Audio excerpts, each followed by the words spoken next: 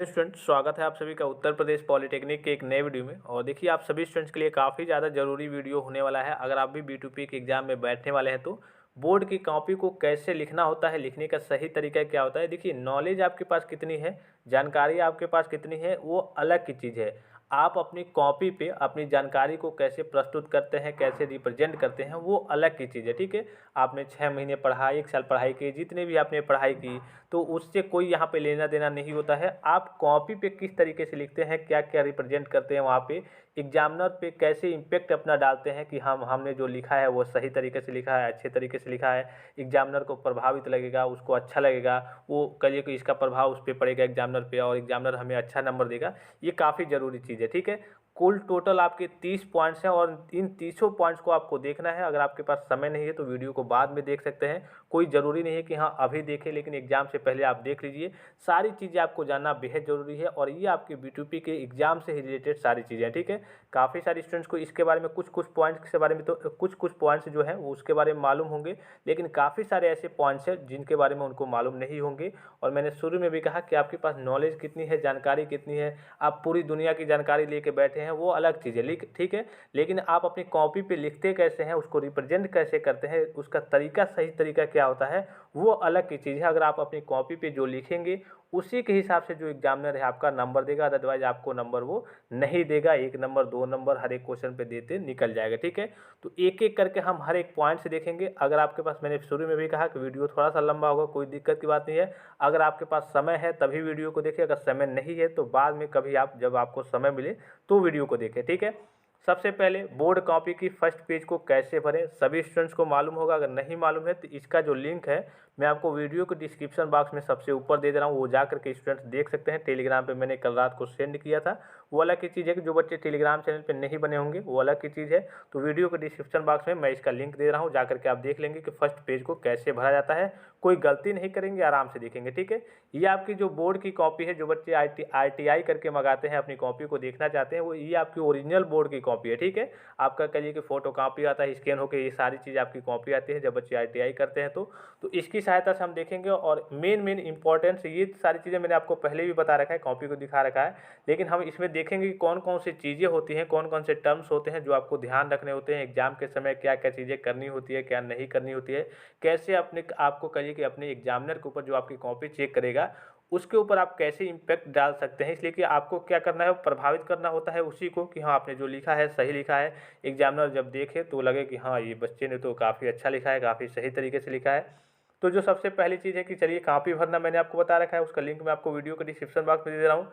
दूसरी चीज़ है कि सकारात्मक सोच और अगल बगल पर्ची देख कर बैठे। देखिए, जब भी आप एग्जाम देने जाएँ तो सबसे पहले तो आपके पास कॉन्फिडेंस होना चाहिए कि हाँ भाई हम जा रहे हैं एग्ज़ाम देने, तो आपके अंदर कॉन्फिडेंस होना चाहिए कि हाँ हमें याद है, हम पास हो जाएंगे। या फिर ये ऐसा नहीं कि डरना आपको नहीं है कि हाँ, काफ़ी सारे बच्चे डरने लगते हैं, कांपने लगते हैं, एक तरीके से कह लीजिए कि तो काफ़ी वहाँ पे दिक्कत हो जाती है आगे चल के, कुछ क्वेश्चन वगैरह ना आए तो और कांपने लगते हैं। तो आपके अंदर कॉन्फिडेंस होना चाहिए कि हाँ चलिए नहीं भी आ रहा है तो हम कुछ ना कुछ बना के लिख देंगे, हम पास वगैरह हो जाएंगे। ठीक है, जब भी आप बैठे तो अगल बगल में पर्ची देख करके बैठे। जैसे आप जिस बेंच पे बैठ रहे हैं तो अगल बगल में आपको देख लेना है, क्योंकि जब अधिकारी वगैरह आते हैं तो आपके आसपास कोई चीज़ पाया जाता है, या फिर आपके ब्रेंच के आसपास, या फिर आपके नीचे, या फिर बगल में, आपने भले ना रखा हो, तो आपको जब भी बैठना है तो इन सारी चीज़ों का आपको ध्यान रखना है। ठीक है, नेक्स्ट चीज़ क्या है आपकी, कॉपी मिलने पर तुरंत आपको चेक करना है। ठीक है, आप कॉपी, जैसे ही आपको कॉपी मिलती है आप बैठ जाते हैं जा करके, तो कॉपी मिलती है तो कॉपी मिलने के तुरंत बाद आपको चेक करना होता है। जैसे कि आपका वहाँ पे ऊपर निर्देश भी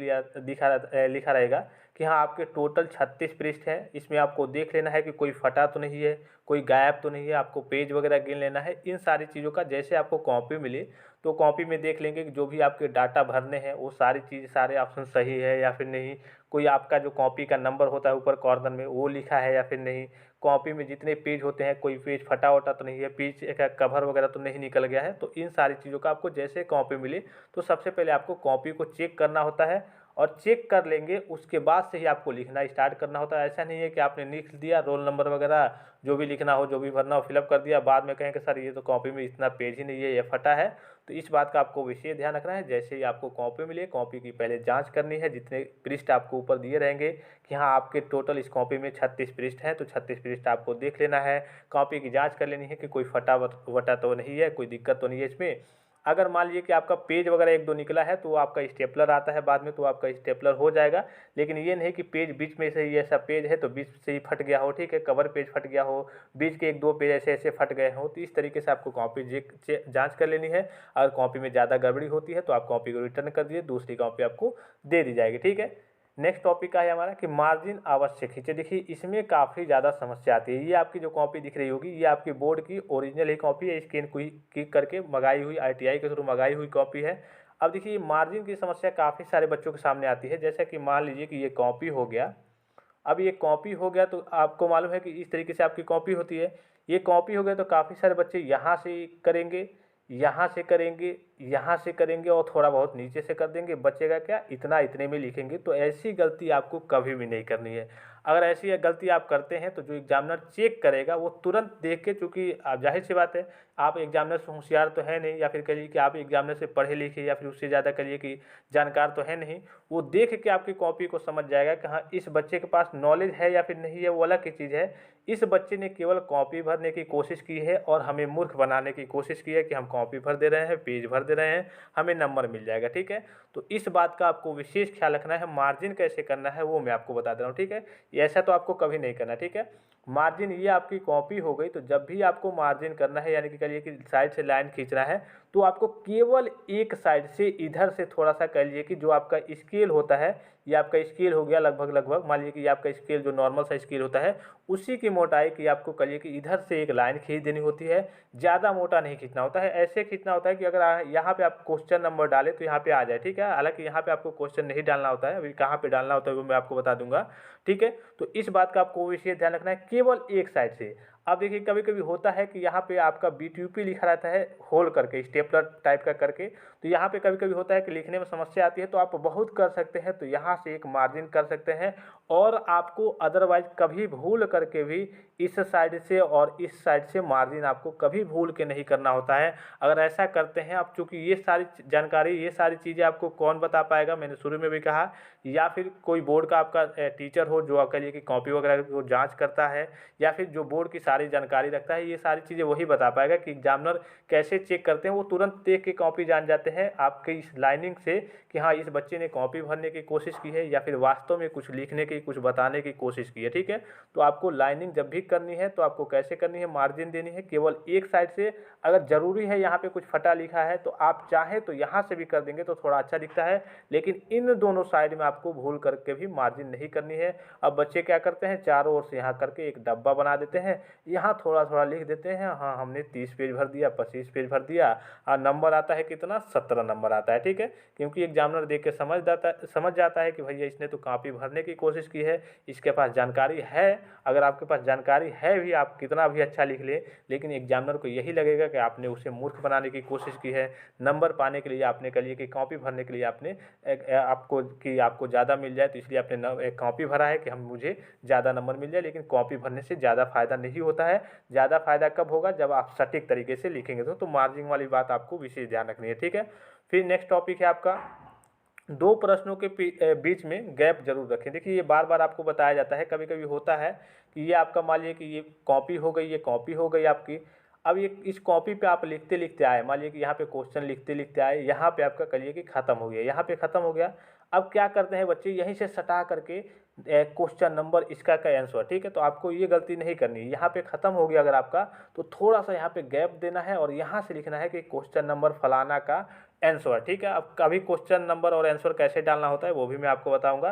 तो यहाँ से थोड़ा सा गैप देना होता है। कभी कभी देखिए ये होता है कि जब एग्जामिनर आपकी कॉपी चेक करता है, अब आपको भी मालूम है कि कहाँ पे कितनी तेज चेक होती है, तो वो चेक करते करते आपने यहाँ लिखा, यहीं लिख दिया क्वेश्चन नंबर एकदम सटा करके इसका आंसर। अब पता चले कि आपका ये पाँचवा के बी है और यहाँ से आपने पाँचवा का सी स्टार्ट किया है, और एग्जामिनर जब चेक किया तो उससे लगा जल्दी जल्दी में कि हाँ ये पाँचवा का बी ही है, वो चेक करते चला गया। और आपको उसको लगेगा बाद में जब कि हाँ इसने पाँचवें का सी तो किया ही नहीं है, इसने एक क्वेश्चन छोड़ दिया है, इसलिए वो जल्दी जल्दी चेक करेगा, आपने सटा के यहाँ पे लिखा था।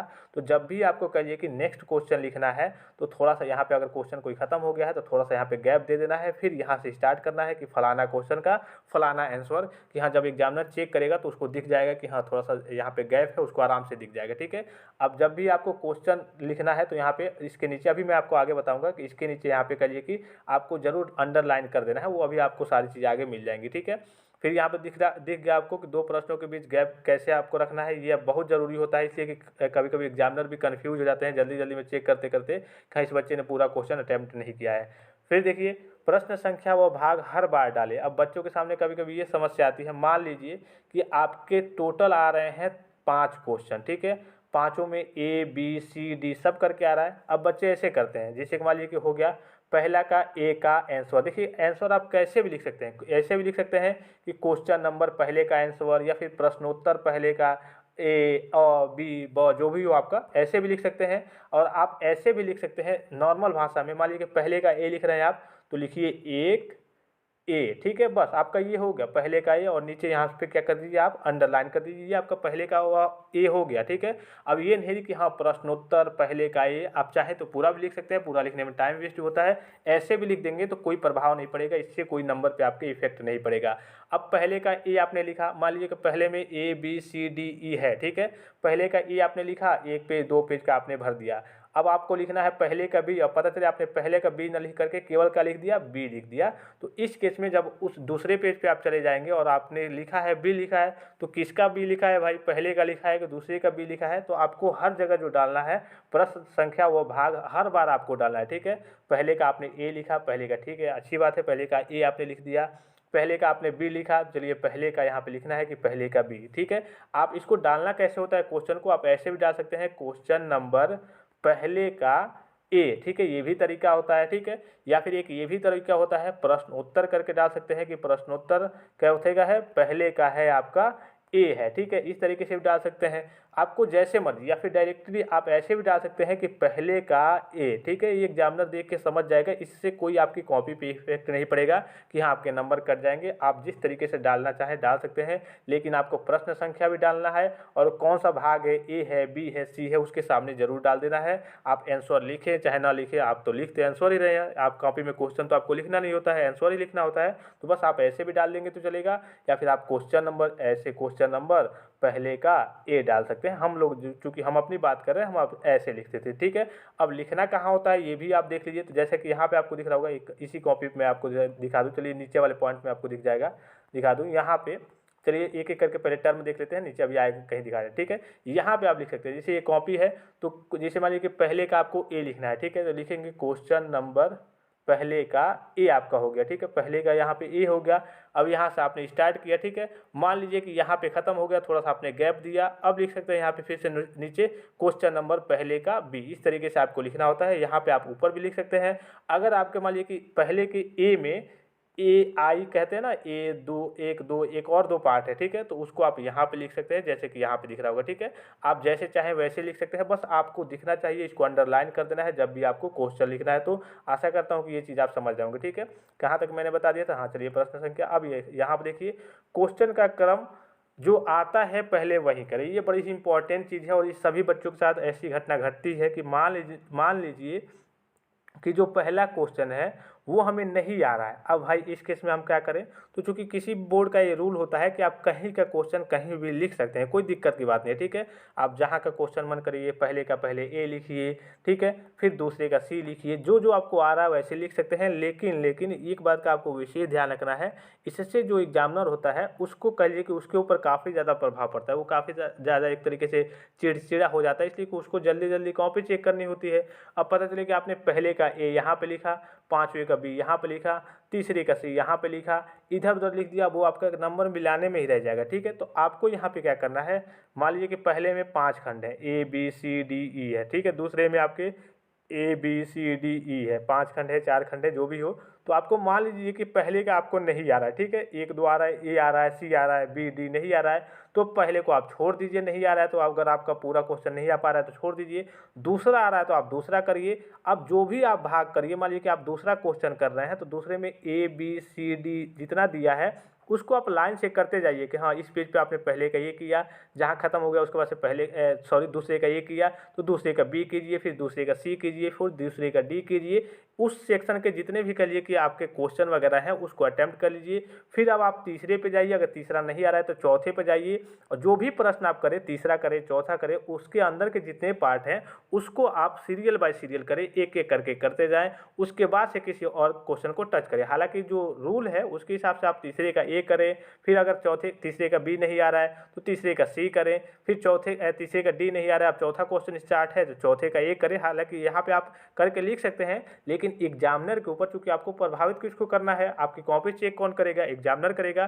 तो आपको एग्जामिनर नंबर जो लेना है एग्जामिनर से लेना है। तो जितना ज़्यादा आप एग्जामिनर को संतुष्ट करेंगे, जितना ज़्यादा प्रभावित करेंगे एग्जामिनर को, उतनी ज़्यादा खुशी होगी और उसको भी लगेगा कि हाँ इस बच्चे ने अच्छे तरीके से सारी चीज़ों को मैनेज किया है, तो आपको और भी ज़्यादा अच्छा नंबर देगा। जितना आप उसको सहूलियत देंगे, आप उसको आसान तरीके से करिए कि कॉपी चेक करने में उसको मदद करेंगे, आप अच्छे से लिखेंगे तो वो कॉपी आपके अच्छे से चेक करेगा, उसी तरीके से वो आपको नंबर भी देते जाएगा। तो जब भी आप क्वेश्चन करें, कोई भी पार्ट करें, मान लीजिए कि आपको पहला क्वेश्चन, दूसरा क्वेश्चन इसमें के कोई पार्ट वगैरह नहीं आ रहा है, तीसरा आ रहा है, तो अब तीसरे का कीजिए, अब तीसरे का ए कीजिए, फिर तीसरे में बी है तो तीसरे का बी कीजिए, फिर तीसरे का सी है तीसरे का सी कीजिए, जितने तक है जितना आपको करने को कहा जा रहा है उस हिसाब से करते जाइए। फिर तीसरा सेक्शन खत्म हो गया, अब आपको चौथा करना है तो चौथा कीजिए। अगर चौथा भी नहीं आ रहा है, सोच रहे हैं कि मुझे जोड़ जोड़ के अब लिखना है तो पहला लिखना है अब, तो पहला कीजिए। जो भी सेक्शन करें, जो भी प्रश्न संख्या करें, उसके अंदर के जितने भी आपके प्रश्न हैं, भाग है, उन सभी को करें, एक साथ करें, सीरियल बाय सीरियल करें। ठीक है। नेक्स्ट चीज़ क्या है, यहाँ पे देखिए बॉक्स और अंडरलाइन का प्रयोग जरूर करें। जैसे कि मैंने आपको बताया कि बॉक्स काफ़ी ज़्यादा जरूरी होता है। अब होता क्या है बच्चे, कोई आपसे प्रश्न पूछ लिया, क्वेश्चन पूछ लिया, आपने लिखना स्टार्ट किया यहाँ से यहाँ तक, ठीक है। तो सबसे पहले मान लीजिए कि जो आपका क्वेश्चन हो गया, ये आपका क्वेश्चन नंबर फर्स्ट का ए हो गया, ठीक है। अब इसको मैंने आपको शुरू में कहा कि इसको कम से कम आपको अंडरलाइन ऐसे कर देना है, ठीक है, थोड़ा सा बोल्ड तरीके से, कि हाँ एग्जामिनर जब देखने आएगा तो उसे दिख जाएगा आराम से कि हाँ क्वेश्चन नंबर पहले का ए यहाँ पे है। फिर थोड़ा सा गैप देके मान लीजिए कि आपने लिखते लिखते इस पेज को भर दिया, अगले पेज पे गए, फिर अगले पेज पे आपने लिखा क्वेश्चन नंबर पहले का बी लिख दिया, इस तरीके से। तो जो भी आपको लिखना है थोड़ा सा इसको अंडरलाइन वगैरह जरूर कर देना है। बॉक्स की बात आ रही है कि भाई बॉक्स क्या चीज़ है, तो जो भी आपके इंपॉर्टेंट टर्म है, जो आप एग्जामिनर को दिखाना चाहते हैं, जैसे कोई डिफिनीशन आप लिख रहे हैं, काफ़ी बड़ा डिफिनीशन है, अब थ्योरेटिकल पार्ट आपको भी मालूम है कि एग्जामिनर वगैरह पढ़ते नहीं है, तो उसमें जो इंपॉर्टेंट टर्म है, जैसे कि मान लीजिए कि कोई चीज़ आ गया आपसे, न्यूटन का कोई नियम आ गया, F=ma, ठीक है। अब क्या करना है, इस चीज़ को आप मान लीजिए कि यहाँ पे थ्योरेटिकल पार्ट में लिखते लिखते आए, बीच में यही लिख दिए, एग्जामिनर जब चेक किया तो उसको दिखा ही नहीं, तो वो केवल आपकी आलतू फालतू जो जलूल चीज़ें आपने लिखी हैं, गलत तरीके से जोड़ जोड़ के वही सारी चीज़ें दिखी और ये उसको दिखा ही नहीं, तो उसको लग जाएगा कि इसने सही से नहीं लिखा है, तो वो आपको एक नंबर देगा या फिर वो भी नहीं देगा। तो जो इंपॉर्टेंट टर्म है उसको आप लिख दीजिए, जो मेन टर्म है उस कह लिए कि डिफिनीशन के, उसको आप लिख के उसको ऐसे ब्रैकेट में कर दीजिए। अब एग्जामिनर जब भी वो चेक करेगा तो उसको वो जो थ्योरी का पार्ट है उसका, उस पर उसकी नज़र नहीं पड़ेगी, जो या मेन चीज़ है जो आपने अंडरलाइन किया है या फिर ब्रैकेट में किया है, उसकी नज़र उस पर पड़ेगी। और वो जब देखेगा कि हाँ इसके बारे में इसको फार्मूला मालूम है, इसको इसके बारे में थोड़ा बहुत नॉलेज है, जानकारी है, इसने फार्मूला लिख दिया है, इसने ये टर्म लिख दिया है, तो आपका पूरा थ्योरेटिकल पार्ट भी नहीं पढ़ने जाएगा, वो आपको नंबर अच्छे से दे देगा, ठीक है। तो ये आप बॉक्स और अंडरलाइन समझ गए। फिर यहाँ पे आती है प्रश्नों को ध्यानपूर्वक और आराम से पढ़े। देखिए जब भी प्रश्न पढ़े आप ध्यान से और आराम से पढ़े। कभी कभी ये होता है, कोई क्वेश्चन आपसे पूछा रहता है कि हाँ इसके बारे में बताइए, इसके कौन कौन से लाभ हैं तथा इसकी विशेषताओं का उल्लेख कीजिए। अब बच्चे चूँकि लिखते लिखते जाते हैं, इसके बारे में बताते हैं, बताते बताते इसके लाभ लिख देते हैं, लाभ ये हैं, उसके बारे में विशेषताएं भी पूछा था। अब उनको लगता है कि हाँ मैंने भाई 2 पेज लिख दिया है और सारे टर्म को लिख दिया है। बाद में उनको जब आते हैं घर पे तो याद आता है, अरे यार इसमें तो ये भी पूछा था कि इसकी विशेषताओं का उल्लेख करना था, इसके बारे में ये भी पूछा था, हमने 2 ही टर्म इसमें लिखा और थोड़ा सा भूल गया मैं, ठीक है। तो मतलब आप जब भी मतलब प्रश्न को कर रहे हैं तो प्रश्न को तो ध्यानपूर्वक पढ़ना ही है, उसके हिसाब से ही आपको पूरा आंसर देना है, ठीक है। जल्दीबाजी में इस तरीके की चीज़ें हो जाती हैं, कभी कभी होता है कि इसका उल्लेख कीजिए तथा इसके प्रकारों के बारे में बताइए तथा इसका एक लाभ लिखिए। अब इसका उल्लेख कीजिए, प्रकारों के बारे में बता देते हैं, एक लाभ पूछा रहता है तो लाभ भूल जाते हैं, इसलिए कि वो लिखते लिखते जाते हैं, लगता है कि हाँ हमने सही लिख दिया है, सब लिख दिया है, और उनको याद तो रहता है, लेकिन ये क्वेश्चन के बारे में जानकारी रहती है कि हाँ मुझे इस क्वेश्चन का आंसर मालूम है, लेकिन वो क्वेश्चन को जल्दी जल्दी करने के चक्कर में उसमें जो जो चीज़ें पूछी रहती हैं वो अटेम्प्ट नहीं कर पाते हैं, ठीक है। तो प्रश्न को आपको ध्यानपूर्वक पढ़ना है और आराम से पढ़ना है, बहुत ज़्यादा जल्दीबाजी में नहीं कि क्वेश्चन समझ ही में ना आए। और इंग्लिश और हिंदी वर्जन दोनों में अगर आपका कोई डाउट है हिंदी वाले वर्जन से, तो इंग्लिश वर्जन से ज़रूर एक बार आपको मिलान कर लेना है, ठीक है। फिर देखिए समय का ख्याल करना है, समय को ज़रूर आपको विशेष ध्यान रखना है। इसलिए अगर आप फर्स्ट सेमेस्टर के स्टूडेंट होंगे तो ज़्यादा समय, चूँकि आपके 1-1 नंबर के और 2-2 नंबर के जो क्वेश्चन आते हैं उसमें आपको बहुत ज़्यादा समय नहीं देना है कि 1.5 घंटे 2 घंटे इसी में बिता दें और पता चले कि 5-5 नंबर के क्वेश्चन आपको अभी 6 क्वेश्चन करने हैं, ठीक है। तो उसमें आपको ज़्यादा समय देना है, इसलिए वो 30 नंबर के आपके वही होते हैं और 20 नंबर का आपका ये है और पता चले कि इसी में आपने 1.5 घंटे 2 घंटे गुजार दिए, तो इसमें चल के आपको दिक्कत आ जाएगी और कहीं ना कहीं आप बैक की कैटेगरी में ज़रूर आ जाएंगे। तो आपको इस बात का आपको विशेष ख्याल रखना है, जो टाइम है उसका मैनेजमेंट आपको करते चलना है। हर एक क्वेश्चन पे बहुत ज़्यादा सोच विचार नहीं करना है, जो आता है ठीक है, नहीं आता है तो आपको आगे की ओर बढ़ते जाना है, बहुत ज़्यादा आपको सोच विचार करने की ज़रूरत नहीं है, ठीक है। पैराग्राफ के बजाय हेडिंग बनाकर लिखिए। देखिए देखिए मैं बार बार आपको कहते रहता हूं कि जो भी आपसे कोई टर्म पूछे, कोई डिफिनीशन पूछे, अगर उसमें जितनी भी हेडिंग है उस हेडिंग को लिखे, ना कि पैराग्राफ। आप लिखते लिखते बच्चे क्या करते हैं, ये कॉपी है यहाँ से स्टार्ट किया, लिखते लिखते लिखते 1 page 2 page 3 page 4 page 5 page तक भर देते हैं। कभी कभी तो बच्चे 6-7 पेज तक भर देते हैं और इसमें कुछ टर्म नहीं होता है। यहाँ से स्टार्ट किया, कोई कहानी टाइप का, हाँ ये करते करते 2-3 पेज भर दिया और घर आकर कहेंगे हमने तो बहुत लिखा, 3 पेज लिखा, 5 पेज लिखा।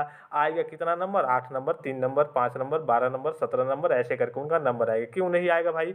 कि जो एग्जामिनर है वो आपकी पूरी ये थ्योरेटिकल चीज़ें आपकी कहानी पढ़ने के लिए नहीं है। जो आपसे डिफिनीशन पूछा गया है उसमें जो हेडिंग है उसको हेडिंग बाय हेडिंग डाल के लिखेंगे तो एग्जामिनर को लगेगा कि हाँ इस बच्चे को आता है, इसने हेडिंग बाय हेडिंग सारी चीज़ों को समझाने की कोशिश की है। अगर कोई नॉर्मल सा डिफिनीशन है तब आप उसे लिख सकते हैं। अब इतना बड़ा तो कोई डिफिनीशन होगा नहीं, कोई कहानी के जैसे कि हाँ कोई एस्से लिखना है, पूरा भर देना है। जैसे कि मान लीजिए कोई आपसे पूछ दिया कि हाँ इस मटेरियल के बारे में बताइए, ठीक है, तो कुछ आपको ऊपर लिख देना है मेन पॉइंट्स, ये इसका बना होता है, इसका यूज इसमें होता है, इसका ये लाभ होता है, मेन पॉइंट लिख देना है। अब उसको आप थ्योरेटिकल पार्ट में लिखिए, तो जो एग्जामिनर होगा वो आपका पूरा थ्योरेटिकल पार्ट तो पढ़ने नहीं जाएगा। आपने मेन पॉइंट लिख दिया है ऊपर ब्रैकेट में करके, तो वो वही देख के आपको नंबर दे देगा कि हाँ इस बच्चे के पास जानकारी है, इसने मेन पॉइंट्स यही लिख दिया है, ये थ्योरेटिकल पार्ट आपका पढ़ेगा ही नहीं, और पढ़ेगा तो थोड़ा बहुत चलिए हाँ उसी से आपको यही चीज़ आपको यहाँ भी मिला करके लिखनी होती है, थोड़ी और बढ़ा चढ़ा करके लिखनी होती है, तो वो जान जाएगा कि हाँ इस बच्चे के पास जानकारी है, तभी तो इसने आपको ब्रैकेट में सारी चीज़ें करके लिख दिया है। अब उसी चीज़ को आप थ्योरेटिकल पार्ट में लिखिए, तो इस बात का भी आपको विशेष ध्यान रखना है। हेडिंग आपको बना बना करके लिखना है, पैराग्राफ के जैसे ये नहीं कि 1 पेज 2 पेज लगातार यहाँ से स्टार्ट किया और स्टार्ट करते करते पूरा भर दिया, ऐसे नहीं। आपको हेडिंग बाय हेडिंग जो भी आपको टर्म है, यहाँ से आपने डिफिनीशन लिखा, ठीक है, डिफिनीशन के बाद से उसमें जो हेडिंग है उसको आप यहाँ पे लिखिए, फिर उसको हेडिंग कीजिए, फिर उसके बारे में कुछ लिखिए, फिर यहाँ से कोई और टर्म है उसमें हेडिंग है, तो हेडिंग बाय हेडिंग आपको सारी चीज़ें लिखनी है। आशा करता हूँ कि ये चीज़ आप समझ रहे होंगे, ठीक है।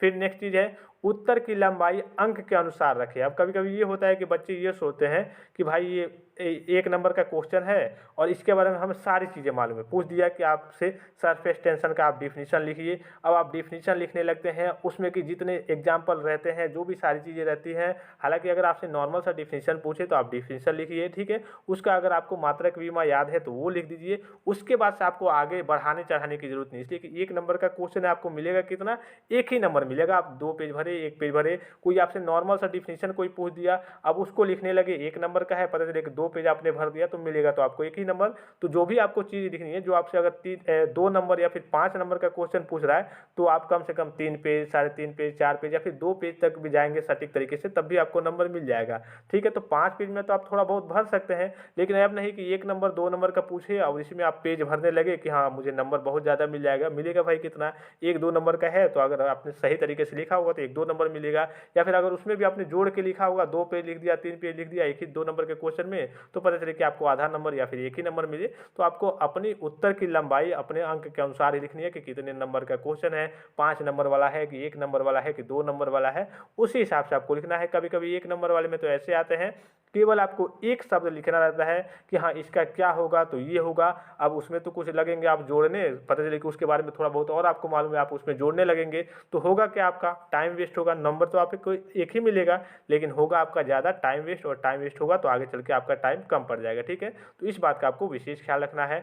फिर देखिए चित्र ग्राफ सही बनाएं, और इसके लिए पेंसिल का ही सदा प्रयोग करें। जब भी आपको कहिए कि चित्र वगैरह बनाना है, ग्राफ वगैरह बनाना है, सही तरीके से बनाना है, ठीक है, उसका डायमेंशन वगैरह दर्शा देना है। जो भी आप फिगर वगैरह बना रहे हैं तो वो क्या चीज़ है, उसकी डायमेंशन वगैरह है तो उसको आपको सही से दर्शाना है। इसके अलावा आपको बनाना किससे है, पेंसिल से हमेशा बनाना है। अगर कोई गड़बड़ी भी हो जाती है है तो आपको ज़्यादा काट पीट नहीं करनी पड़ेगी, आप उसे इरेज करके आसानी से बना सकते हैं। थोड़ा सा बोल्ड तरीके से बनाएंगे कि सारी चीज़ें दिखे, ठीक है। अब ऐसा नहीं है कि पेन से आप बना दिए, पता चले कि अरे यार ये तो गलत हो गया है, अब उसे कट फिट करेंगे तो खराब लगेगा, एग्जामिनर को भी खराब लगेगा, थोड़ा सा कहिए कि आपकी कॉपी भी अच्छे तरीके से नहीं दिखेगी। तो इसमें काफ़ी सारी समस्याएं आती हैं। तो जब भी आप ग्राफ वगैरह बनाए या फिर जो भी आप चित्र वगैरह बनाएं तो उसको पेंसिल से ही सदा आपको एग्जाम में बनाना पड़ता है, ठीक है। इस बात का भी आपको विशेष ध्यान रखना है। फिर यहाँ पे नेक्स्ट चीज़ आती है कि कुछ गलत लिख दिया तो उसे सही तरीके से कैसे काटा जाता है। अब देखिए काटने का तरीका बच्चों को नहीं मालूम होता है। यही टर्म ले लीजिए कि मान लीजिए कि ये मैंने गलत लिख दिया, ठीक है। अब गलत लिखने का मतलब काफ़ी सारे बच्चे ये करते हैं, अरे यार ये तो गलत हो गया, ऐसे काटते हैं, ठीक है, पूरा ऐसे काटेंगे। ऐसे आपको कभी नहीं काटना होता है। काटना कैसे होता है, काटने का सिंपल सा तरीका होता है, गलत हो गया है तो ऐसे आप एक बार बस कर दीजिए, हल्के से कर दीजिए। अब कभी कभी ये होता है कि एग्जामिनर चेक करते करते जाएगा तो वो ध्यान नहीं देगा, कभी कभी जल्दीबाजी में चेक करते हैं, बड़ी जल्दी से कॉपी चेक होती है तो ध्यान नहीं देगा, तो वो कहिए कि वो उसको ये भी नहीं दिखेगा आपने नॉर्मल तरीके से ऐसे काट दिया, ठीक है। अब उसको ये भी नहीं दिखेगा कि इस बच्चे ने क्या काटा था। कभी कभी एग्जामिनर काफ़ी तेज़ी से चेक करते हैं, हाँ उसको नंबर ऐसे देते जाते हैं, हाँ कि हाँ 2 नंबर 3 नंबर, ये भी नहीं देखेगा कि हाँ वो बच्चे ने कुछ काटा है या फिर नहीं काटा है, ठीक है। तो ध्यान नहीं पड़ा तब तो अच्छी बात है, आपको नंबर मिल जाएगा। अगर बाई चांस आप उसका ध्यान भी पड़ गया तो नॉर्मल तरीके से आपने काटा है और इसी क्वेश्चन को आपने अच्छे तरीके से नीचे लिखा है तो फिर आपको नंबर दे देगा। अब ये नहीं कि बच्चे ये करते हैं कि हाँ भाई ये तो गलत हो गया है, लगता है कि इसी में करिए को होली खेल दिया है, ठीक है। आपको होली नहीं खेलनी है कॉपी पे। अगर आपका कुछ गलत हो गया है तो उस टर्म को नॉर्मल सा ऐसे काट दीजिए, ठीक है। वो आपका जब एग्जामिनर देख भी लेगा तो सही, अगर नहीं भी देखेगा तो उस हिसाब से आपको नंबर वो दे के चला जाएगा, ठीक है। तो इस बात का आपको विशेष ध्यान रखना है कैसे काटना है। अब देखिए यहाँ पे एक टर्म दिख रहा होगा प्रश्न उत्तर 4, ठीक है, कैसे डाला गया है, ठीक है। अब प्रश्नोत्तर ये केवल 4 का ए है तो इसमें अगर ए पार्ट होगा तो यहाँ पे आपको ए लगा देना है। यहाँ पे कोई जरूरी नहीं है कि प्रश्नोत्तर ही आपको लिखना है, आपको यहाँ पे भी लिख सकते हैं क्वेश्चन नंबर 4। अगर केवल आपका 4 ही है, 4 में ए बी सी पार्ट नहीं है तो केवल आपको 4 लिख देना है। 4 का ए बी सी पार्ट है तो 4 का आपको ए लिखना है, ठीक है। अब जरूरी नहीं है कि कोई यहाँ पे प्रश्नोत्तर या फिर क्वेश्चन नंबर ही लिखना है, डायरेक्टली आप लिख सकते हैं 4 का ए, ये भी आप लिख सकते हैं, ये भी आपको सूटेबल टर्म है। किसी तरीके से नीचे बस आपको अंडरलाइन कर देना है, किसी भी तरीके से आप लिख सकते हैं, कोई दिक्कत की बात नहीं है इसमें, ठीक है। फिर नेक्स्ट टर्म है आपका, देखिए क्वेश्चन पढ़े कम और लिखने की गति बनाए रखे। देखिए क्वेश्चन आपको पढ़ना तो है, चलिए आराम से थोड़ा बहुत आपने पढ़ दिया। अब ये नहीं कि बार बार क्वेश्चन पढ़ने में लगा दिया आपने, रिपीट ही करते रहे। लिखने की गति आपको बनाए रखनी, इसलिए कि लिखने की गति अगर आप नहीं बनाते हैं तो टाइम आपका काफ़ी ज़्यादा कम पड़ जाता है लास्ट में, फिर आप परेशानी में फंस जाएंगे। प्रत्येक क्वेश्चन को टच जरूर करें, ये देखिए ये बड़ी ही इंपॉर्टेंट चीज़ है, ठीक है। बच्चे क्या होता है कि कभी कभी लास्ट में जाते जाते समय कम बढ़ जाता है, या फिर कहिए कि सोचते रह जाते हैं कि हम कैसे करें, तो हमें आ ही नहीं रहा है। हर एक क्वेश्चन को आपको टच जरूर करना है। मान लीजिए कि आपको कुछ नहीं आता है, आपने कुछ लिख दिया है, तो जो एग्जामिनर होगा वो किस मोड में होगा, किस तरीके से चेक कर रहा होगा, कितनी जल्दी जल्दी चेक कर रहा होगा, इसके बारे में तो आपको कोई अंदाजा नहीं है कि वो किस स्थिति में आपकी कॉपी को चेक कर रहा होगा। तो हो सकता है कि वो आपको 1-2 नंबर दे के निकल जाए जल्दीबाजी में चेक करते करते, आपने कुछ गलत तरीके से लिखा है। तो अगर आपने उस क्वेश्चन को टच ही नहीं किया है तो जाहिर सी बात है कुछ में आपको कोई नंबर नहीं मिलने वाला है। तो हर एक क्वेश्चन को आपको किसी भी स्थिति में आता हो या फिर ना आता हो, उसको टच आपको जरूर से जरूर करना है, ठीक है। फिर नेक्स्ट टर्म क्या है आपका, एक्स्ट्रा क्वेश्चन अटेम्प्ट बिल्कुल भी ना करें। ये कभी कभी होता है कि बच्चे, जैसे कि मान लीजिए कि आपका 5वें में दिया है ए बी सी, आपको करना कितना है, केवल 2 पार्ट करना है। अब बच्चे थोड़ा सा बेवकूफ़ बनाने के लिए एग्जामिनर को कि हम 3 पार्ट कर दे रहे हैं, 5 5 10 नंबर का है और 5 नंबर का ये है, करना तो आपको 2 ही है, 10 ही नंबर मिलेगा, तो हमें 15 नंबर मिल जाएगा। हो सकता है कि मुझे तीनों आता है, एग्जामिनर भूल से मुझे कि 15 नंबर में दे दे। तो ऐसी गलती आपको नहीं करनी है। एग्जामिनर जो चेक करता है उसको बखूबी मालूम होता है, वो हर बार चेक करता है कॉपी, वो जान जाता है कि बच्चे ने बेवकूफ़ बनाने की कोशिश की है। अगर कुछ इस टाइप का टीचर हुआ कि उससे लग गया कि हाँ इसने मुझे मूर्ख बनाने की कोशिश की है, तो वो हो सकता है कि जहाँ आपको 8 नंबर देना हो 10 नंबर में, वहाँ आपको वो 4 ही नंबर दे या फिर कह लीजिए कि 2 ही नंबर दे। तो आपको एक्स्ट्रा क्वेश्चन अटेम्प्ट करने की जरूरत नहीं है। जो आपसे पूछा गया है, जितना पूछा गया है आपको उतना ही करना है। पता चले कि आपने ज़्यादा किया, टाइम भी यहाँ पे वेस्ट हुआ ज़्यादा करने में, ठीक है, टाइम तो वेस्ट हुआ आपका। इसके बावजूद जो एग्जामिनर है उसको कहिए कि गलत तरीके से आपने कहिए कि मूर्ख बनाने की कोशिश की, तो वो भी आपकी मंशा को जान गया और उसने आपके नंबर को कम कर दिया। तो इस बात का आपको विशेष ख्याल रखना है, जितना आपसे पूछा जाए आपको उतना ही करना है, बहुत ज़्यादा आगे पीछे एक्स्ट्रा करने की ज़रूरत नहीं है, ठीक है। फिर देखिए, लिखने के बाद प्रश्न के अनुसार उत्तर को चेक करें। जैसे कि मैंने आपको शुरू में भी कहा कि जब भी आप कुछ लिख लें तो उस हिसाब से आप अपने उत्तर को चेक कर लें एक बार कि हाँ, हमने जो लिखा है सही लिखा है, पूरा लिखा है या फिर नहीं। कभी कभी ये होता है कि बच्चे लिख तो देते हैं, अब पता चले पूछा कुछ और था और उनके दिमाग में आ रहा था कि हाँ, लग रहा है यही पूछा है, और लिख उन्होंने कुछ और दिया था। तो एक बार जैसे ही लिखे तुरंत एक बार उत्तर को चेक करें कि हाँ, ये हमने ये लिख दिया है। अब पता चले कि बहुत बार ऐसा होता है कि जल्दी जल्दी क्वेश्चन पढ़ते हैं, हाँ ये तो हमें आता है, लिख दिया, फिर पता चलता है बाद में जाते हैं, अरे यार ये तो नहीं आया था, पूछा ये गया था, हमने लिख क्या दिया, लिख दिया ये दिया। तो आपको जब भी लिखना है तो उसके बाद से एक बार उत्तर को तुरंत पढ़ लेना है कि हमने जो भी लिखा है सही तरीके से सही लिखा है या फिर नहीं लिखा है। ठीक है, गणनात्मक विषयों में रफ जरूर करें तथा बाद में काट दें। जैसे यही मान लीजिए कि ये आपका हो गया रफ, ठीक है, ये आपका एक पेज हो गया, तो रफ आप कहीं भी कर सकते हैं। ये आपका पेज हो गया, ये मान लीजिए कि आपका पहला पेज हो गया, फिर साइड वाला पेज, आप चूंकि यहाँ पे तो हम पलट नहीं सकते, ये आपका दूसरा पेज हो गया। तो मान लीजिए कि यहाँ पे आपने रफ लिखा तो ऊपर लिख देना आपको रफ कार्य हेतु।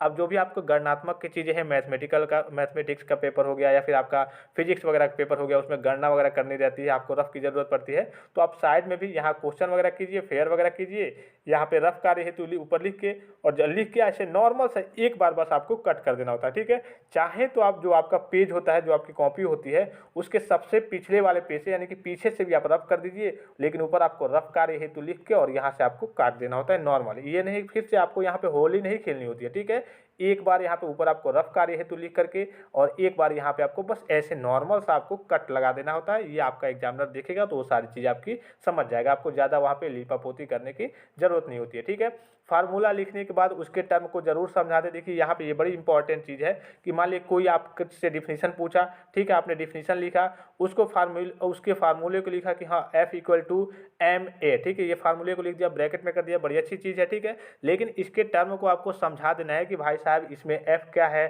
फोर्स है, ठीक है, M क्या है, कहिए कि मास है, A क्या है, एक्सीलरेशन यानी कि त्वरण है। इसको इस टर्म को समझा जरूर देना है कि जहाँ भी आपसे फार्मूला वाले टर्म को आप लिखते हैं तो उसको समझा जरूर देना है, अगर वहाँ पे पूछा गया है तो। अगर नॉर्मल से चूंकि पूछा भी नहीं गया है, अगर कोई आपसे डिफिनीशन पूछा गया है, उसमें फार्मूला पूछा गया है या फिर डेरिवेशन पूछा गया है, मान लीजिए कि डेरिवेशन आपने कर दिया, डेरिवेशन आ गया आपका F=ma, अब पता भी नहीं है आपको कि F=ma में F क्या है, M क्या है, A क्या है, तो इस टर्म को आपको समझा जरूर देना है जब भी आपको फार्मूला लिखना है। तो फिर ठीक है, फिर देखिए नेक्स्ट है, जो भी लिखे अच्छी राइटिंग में लिखे। देखिए राइटिंग का तो इम्पैक्ट पड़ता है, लगभग आपके 3 से 5 नंबर तक का आपका इम्पैक्ट पड़ जाता है राइटिंग पे। कैसे पड़ जाता है, जो भी एग्जामिनर चेक करता है, जाहिर सी बात है कि अच्छी चीज़ें सबको प्रभावित करती हैं, और जो भी एग्जामिनर आपकी कॉपी चेक करता है, जितने अच्छे से आपने कॉपी को सजाया होगा, लिखा होगा, सजाने का मतलब ये नहीं कि उस पर फूल बना दे, फ्लावर बना दे, कह लिए कि ड्राइंग का पेपर देने गए हैं, ऐसा नहीं है। ठीक है, सजाने का मतलब ये है कि आप जो भी चीज़ें लिखे अच्छी तरीके से लिखे,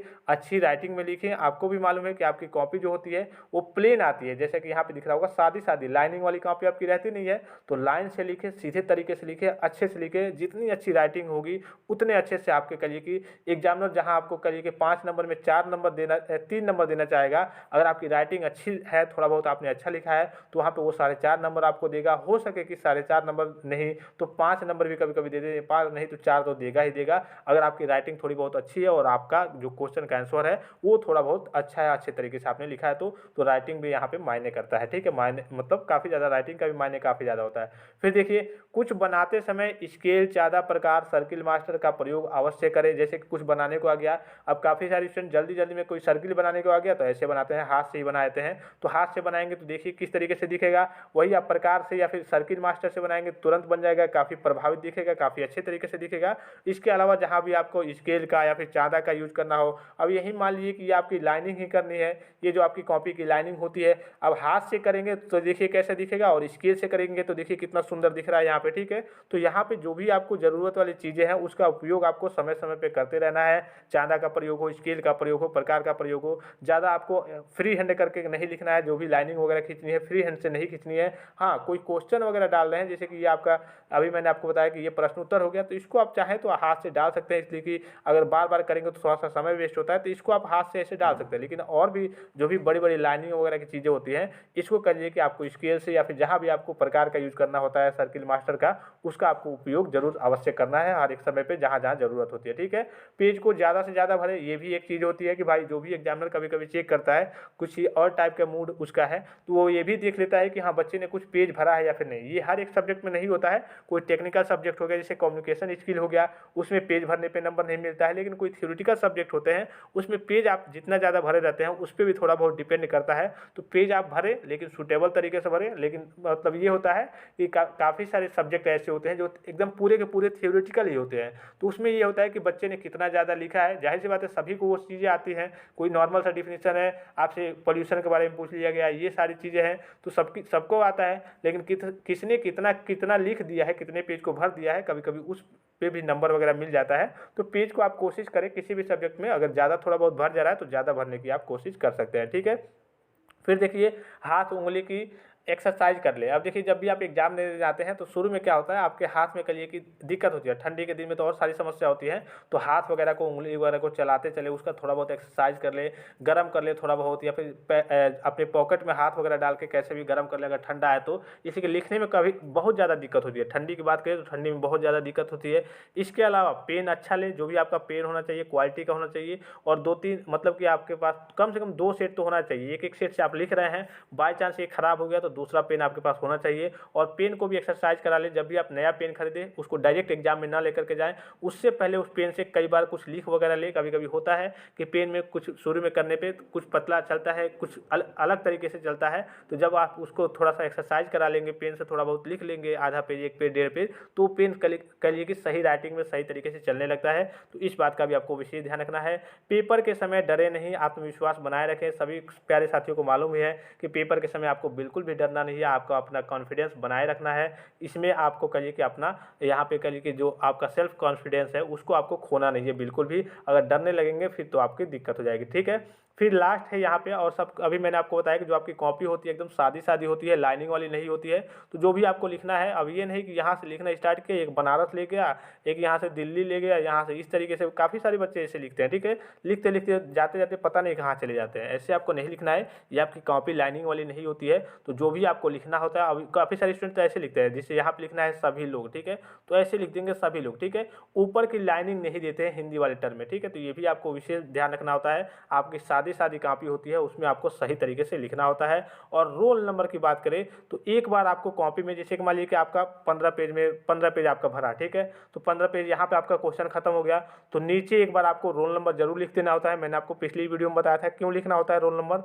रोल नंबर इसलिए लिखना होता है कि जो आपकी कॉपी होती है कभी कभी बोरी में लद के जाती है गाड़ियों वगैरह में, तो ऊपर के कवर पेज या फिर फ्रंट पेज फट जाते हैं, तो उससे आपका रोल नंबर गायब हो जाता है। तो बीच में जब आप रोल नंबर लिखे रहेंगे, एक दो जगह आप मेंशन कर सकते हैं, जो आपकी कॉपी में लिख देंगे, तो नीचे की ओर कॉपी में ब्रैकेट में एक रोल नंबर यहाँ पे बना करके अपना रोल नंबर लिखेंगे। इनरोलमेंट नंबर नहीं लिखना होता है, केवल आपको रोल नंबर ही लिखना होता है। इस बात का भी आपको विशेष ख्याल रखना होता है। ठीक है, अब लास्ट है आपका टॉपिक कि जो क्वेश्चन बिल्कुल भी ना आ रहा हो उसे इस ट्रिक से लिखे। आप किस ट्रिक से लिखे, ये एक तरीके से एग्जामिनर को चीट करने का एक तरीका होता है। हालांकि मैं आपको ये सजेस्ट नहीं करूंगा, रिकमेंड नहीं करूंगा कि हाँ आप टीचर को चीट करें, लेकिन कभी कभी स्थिति ये बन जाती है, मान लीजिए कि आपको कुछ आ नहीं रहा है, आपके पास 3-4 क्वेश्चन है अभी और आपको कुछ नहीं आ रहा है, या फिर 1-2 क्वेश्चन है और आपको आ ही नहीं रहा है, और मैंने आपको कहा कि हर एक क्वेश्चन आपको अटेम्प्ट करना जरूरी होता है, इसलिए कि कुछ ना कुछ लिखा होगा तभी आपको नंबर मिलेगा। तो अगर आपको कुछ नहीं आ रहा है, मान लीजिए कि आपने तीसरे का बी किया, 5वें का डी सी कर लिया और तीसरे में आपको कोई सेक्शन नहीं आ रहा है, ठीक है, तो आप लास्ट में गए, आप लिखने गए हाँ तीसरे का बी, तो इसमें आपको अगर वो क्वेश्चन नहीं आ रहा है तो उस क्वेश्चन के बदले में आप किसी और क्वेश्चन को, जो क्वेश्चन आ रहा है उस चैप्टर से हो, उससे थोड़ा बहुत रिलेटिव हो, तो उस क्वेश्चन को लिख देंगे। कभी कभी ये होता है कि एग्जामिनर उस पर ध्यान नहीं देता, हालांकि जो एग्जामिनर चेक करते हैं इतने होशियार जरूर होते हैं, वो काफ़ी ज़्यादा कॉपी चेक कर लिए होते हैं, तो उनके सामने आइडिया बन जाता है कि हाँ कौन कौन से क्वेश्चन पूछे गए थे, कौन कौन से क्वेश्चन नहीं पूछे गए थे। लेकिन जब आप लिख रहे हैं, मान लीजिए कि तीसरे का आपको बी नहीं आ रहा है, तीसरे में 3 क्वेश्चन थे, 3 में से आपको 2 करने थे और आपको एक ही रहा है, तो तीसरे का जब बी लिखेंगे तो यहाँ पे तीसरे के ए के बाद आप तीसरा वाला जो सेक्शन है इसको थोड़ा सा कहिए कि दूसरा सेक्शन कर लेंगे, फिर चौथा सेक्शन करेंगे, फिर तीसरे का ए बी करेंगे, तो बी में किसी और पार्ट को लिख देंगे जो क्वेश्चन आपको पहले से आ रहा हो सटीक तरीके से, तो एग्जामिनर उसमें थोड़ा सा कन्फ्यूज हो जाता है। हालांकि ये मैंने जो टॉपिक बनाया है चीट टू एग्जामिनर, यानी कि आप एग्जामिनर को चीट कर रहे हैं, हालांकि मेरा ये मानसा नहीं है कि चीट करना है, लेकिन स्थिति बन जाती है बच्चों के सामने कभी कभी ऐसी कि भाई मुझे क्वेश्चन तो ये आ ही नहीं रहा है, आखिर मैं इसे लिखूँ तो लिखूँ कैसे। तो इस तरीके को फॉलो करके आप कर, या वैसा नहीं है कि सारे क्वेश्चन में ऐसे ही कर दें कि जो क्वेश्चन कुछ और पूछा है और आपको नहीं आ रहा है कुछ और बना करके लिख दे, आप किसी और क्वेश्चन कैसे और आप लिख दें।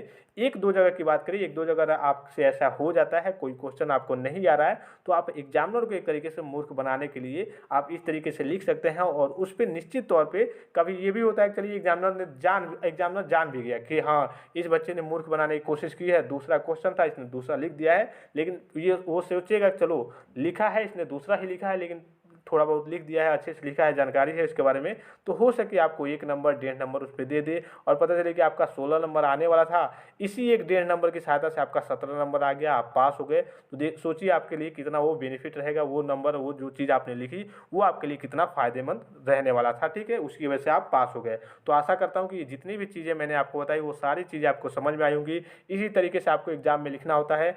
इसके अलावा कोई कन्फ्यूजन, कोई क्वेरी, कोई डाउट्स वगैरह रह गई हो तो आप कमेंट करके पूछ सकते हैं। फिलहाल इस वीडियो में इतना ही, इजाज़त दीजिए। धन्यवाद, थैंक्स फॉर वॉचिंग। मिलते हैं नेक्स्ट वीडियो में।